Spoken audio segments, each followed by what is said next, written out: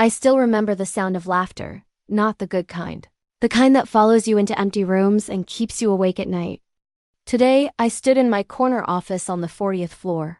The city of Portwell stretched below me like a promise I finally kept. My assistant knocked twice. "Miss Marlowe, the summer interns are here." I turned from the window. "Send them in." 3 young faces walked through the door. Nervous, excited, holding their resumes like golden tickets. And then I saw the names, Royce, Pierce, Ellison. My chest tightened, not from fear, from something else, something that's been waiting 15 years to surface. "Welcome to the Meridian House," I said, smiling. "Please, sit down." They had no idea who I was, but I knew exactly who they were, because 15 years ago their parents made sure I knew my place. Let me take you back. It was raining the day I left Rutherford College of Arts and Business, not a soft rain. The angry kind that soaks through your jacket and makes you wonder if the sky itself is disappointed in you. I was 22, broke and completely alone. My scholarship had fallen through. My part-time job at the campus cafe barely covered my rent in that tiny basement room where the pipes groaned all night. I'd been eating ramen for 3 months straight. My hands shook from hunger during exams, but I kept going because I believed in something my mother told me before she passed away.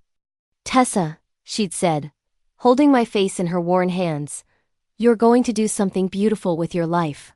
I wanted to believe her, God. I wanted to believe her so badly. So I went to my professors, one by one, begging for help, for extensions, for work-study programs, for anything.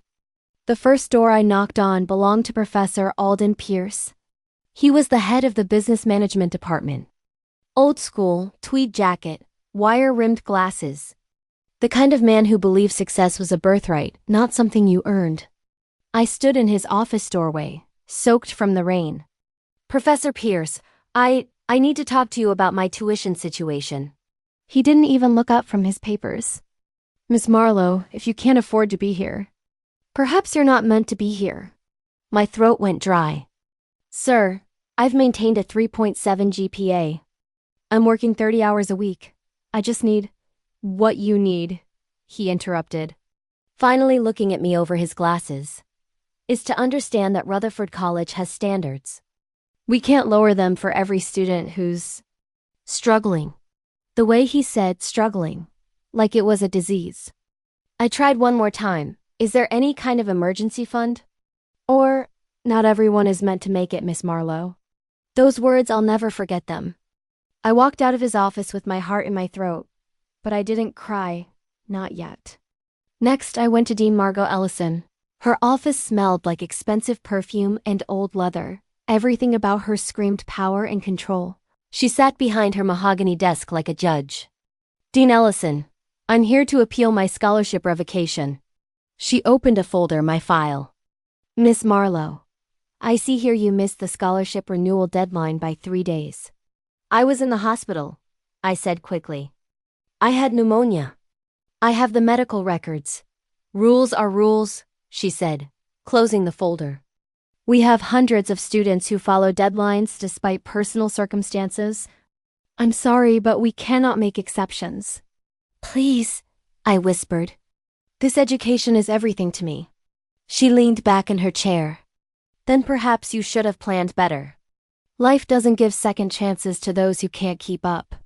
I left her office feeling like I was drowning, but the worst was yet to come. That afternoon, I was cleaning tables at the campus cafe, my last shift. I'd already been fired.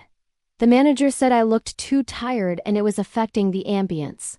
That's when Camille Royce walked in. Camille was everything I wasn't: rich, beautiful, connected. Her father owned half the real estate in Portwell. She wore designer clothes to 8 a.m. classes and drove a car that cost more than my mother's entire life savings.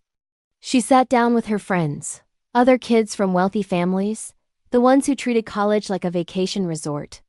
I brought them their lattes. My hands were shaking. I hadn't eaten in 2 days. "1 vanilla latte for you," I said, setting it down. Camille looked at me, really looked at me, and then she smiled, not a kind smile. "Tessa, right? I heard you're dropping out." My face burned. "I'm taking a break." "A break?" She laughed, loud enough for everyone to hear. That's not what I heard. I heard you couldn't afford it anymore. The whole cafe went quiet. Must be hard, she continued, tilting her head in fake sympathy. Working so hard and still not being able to make it, but hey, at least you tried, right? Her friends giggled. One of them, a guy named Brandon with a trust fund and no ambition, leaned back in his chair. What are you gonna do now, Tessa? Flip burgers? More laughter.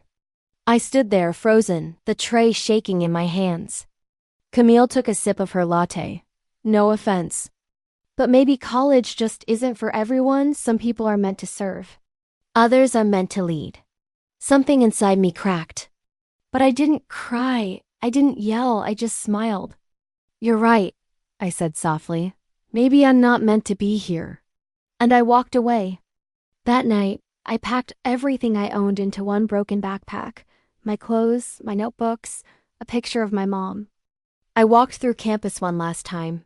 The rain had stopped, but everything still felt cold and wet. I watched students walk into lecture halls, laughing, talking, living lives they'd never have to fight for, and I made myself a promise. I'm going to make it, not for them, for me. I left Portwell the next morning on a bus that smelled like cigarettes and regret. I had $200 in my pocket and nowhere to go, but I had something else. I had hunger.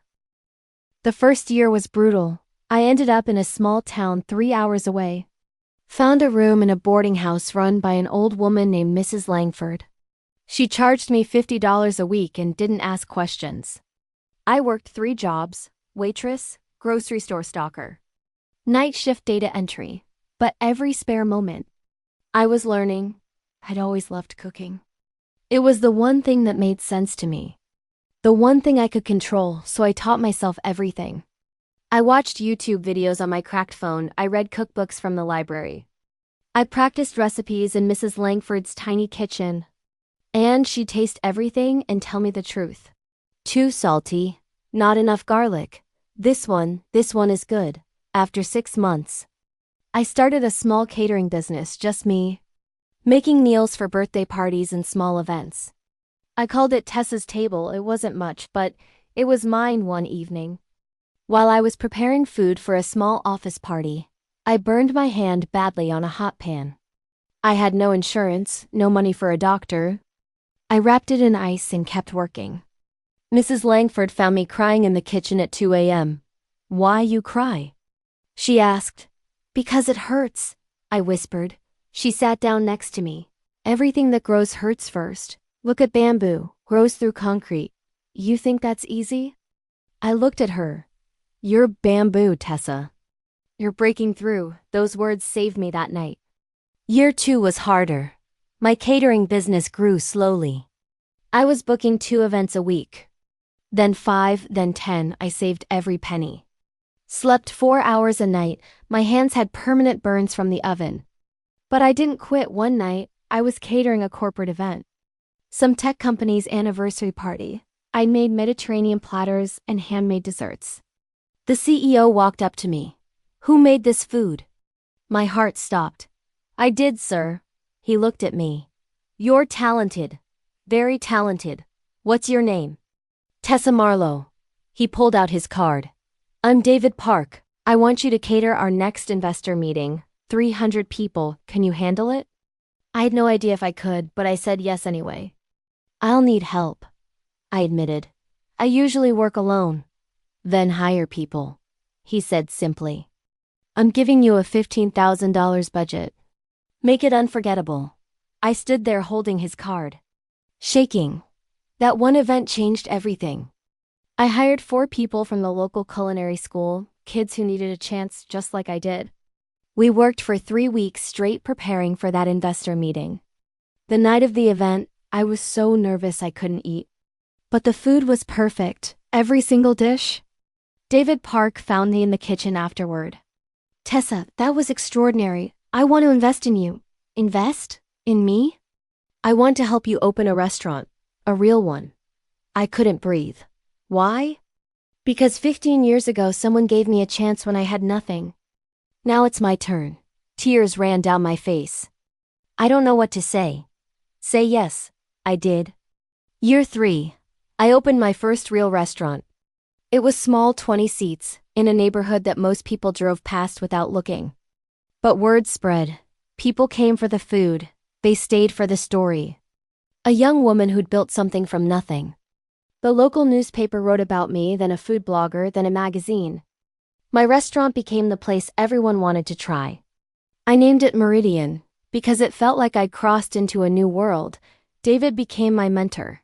He taught me about business, about scaling, about dreaming bigger than I thought possible.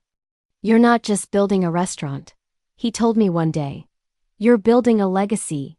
Year 5. I opened my second location, year 7, my fourth, year 10. I had 12 restaurants across California. But I wanted more. I wanted to build something that lasted. Something bigger than me. So I created the Meridian House. A luxury boutique hotel chain with culinary training programs, a place where food wasn't just eaten. It was experienced. We became famous, Michelin stars, celebrity chefs, international awards, but the part I'm most proud of. We partnered with universities to train the next generation of culinary professionals, including Rutherford College of Arts and Business. When I signed that partnership agreement, I held the pen for a long moment. The same college that told me I wasn't good enough was now begging to work with me. I signed it, not for revenge, but because their students deserved better than what I got, which brings me back to today. 15 years later, standing in my office, looking at 3 young interns. Sophia Pierce, Professor Pierce's daughter.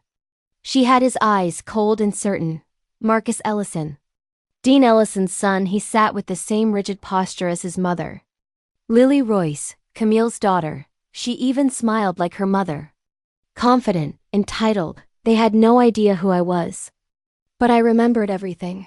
So, I said, sitting down across from them, "Tell me why you want to intern at the Meridian House." Sophia spoke first. "I've always admired what you've built, Miss Marlowe. The way you've created an empire from nothing?" I finished, she blinked.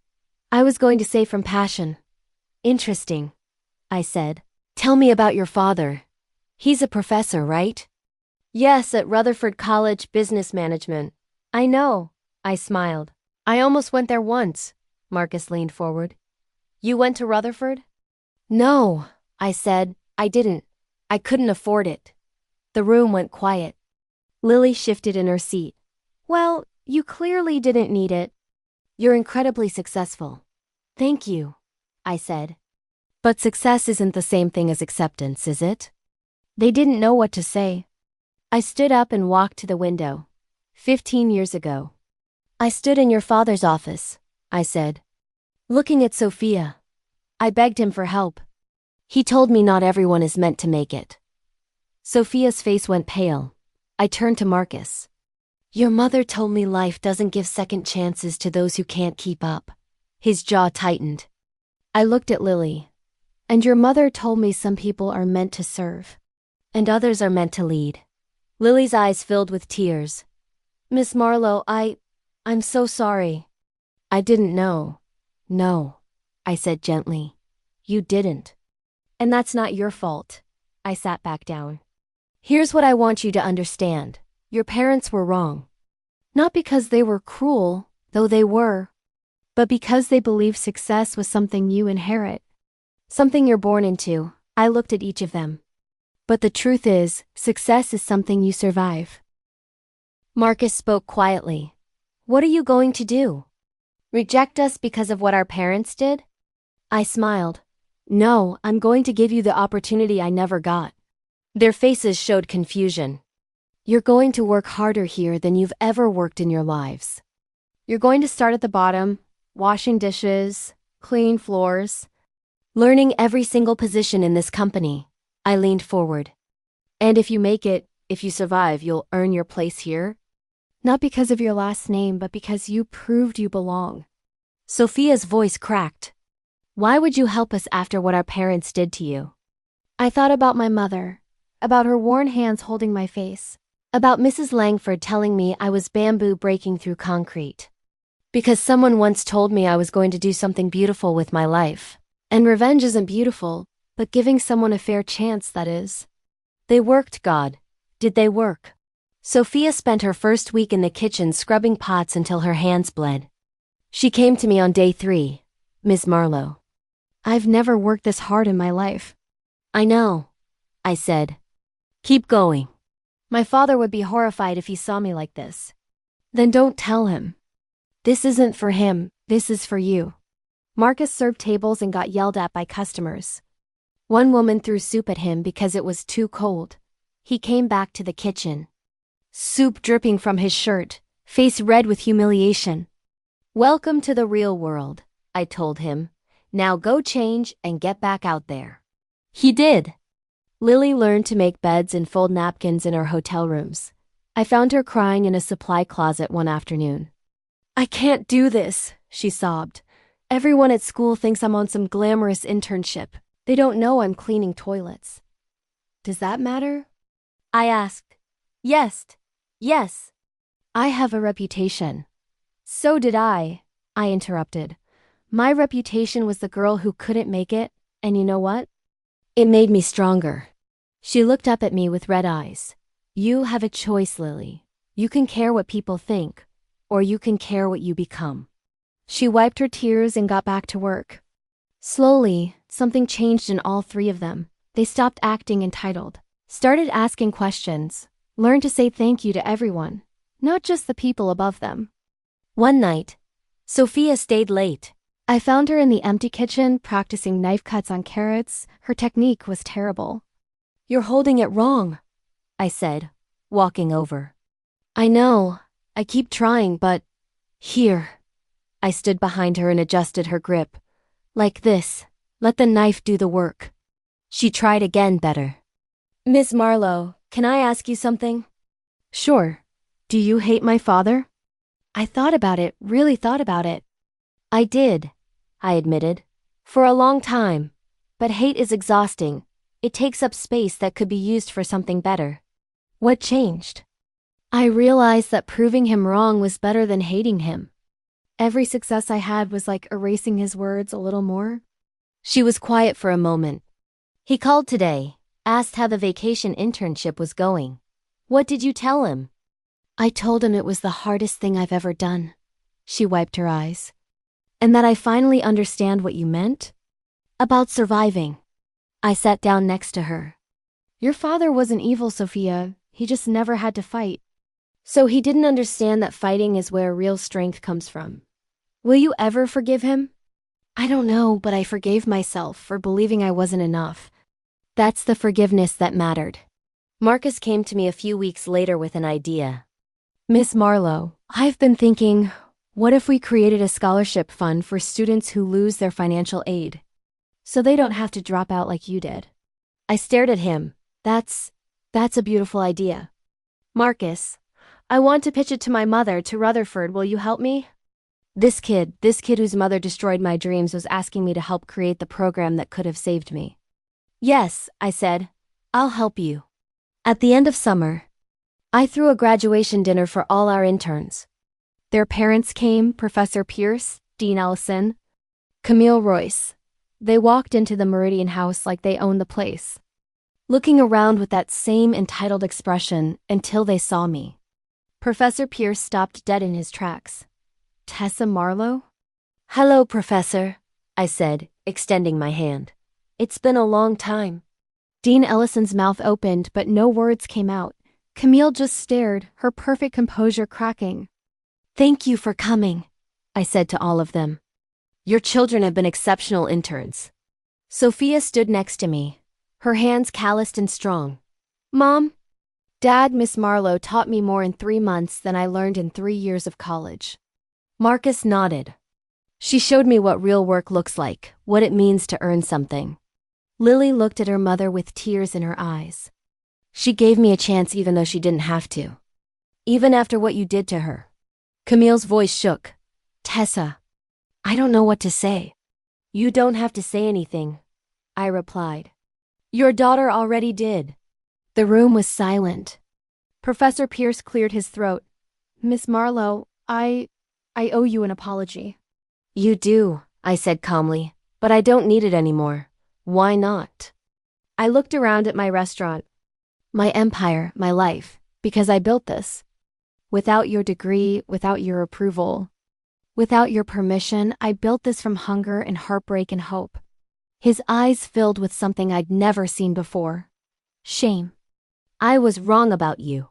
Yes, I said. You were. But you taught me something important. What's that? That the people who doubt you the loudest are usually the ones who've never had to prove themselves.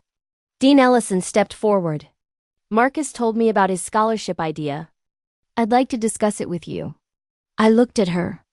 This woman who once told me I didn't deserve a second chance. I'd like that, I said, but on one condition. What's that? You name it after every student who had to drop out. Not after some wealthy donor, after the people who didn't make it. So their names mean something. She nodded slowly. That's fair. After dinner, I stood on the balcony looking out at Portwell. The city lights sparkled like promises waiting to be kept. David Park joined me. He'd been at the dinner, watching everything unfold. That took courage, he said. What did? Helping them. After what they did to you. I smiled. You did the same for me. That was different. You reminded me of myself. Maybe they remind me of myself too. Just earlier in the story, before the hard part, he put his hand on my shoulder. Your mother would be proud. My eyes filled with tears. I hope so. I know so. You did something beautiful, Tessa. Just like she said you would. 5 years later, the Meridian House has 27 locations. We're in 6 countries. We've trained over 3,000 culinary professionals. The scholarship fund Marcus proposed. It's real now. We've helped 200 students stay in school. Students who were about to give up. Every scholarship recipient gets my personal phone number. And I talk to each one because I remember what it feels like to have no one. Last week, a young woman walked into my office. She was nervous. Her resume shook in her hands. Miss Marlowe, I'm honored to be here. I almost didn't apply because I don't have a degree. I couldn't afford to finish school. I looked at her, really looked at her, and I saw myself 15 years ago, soaked from rain, carrying everything in a broken backpack.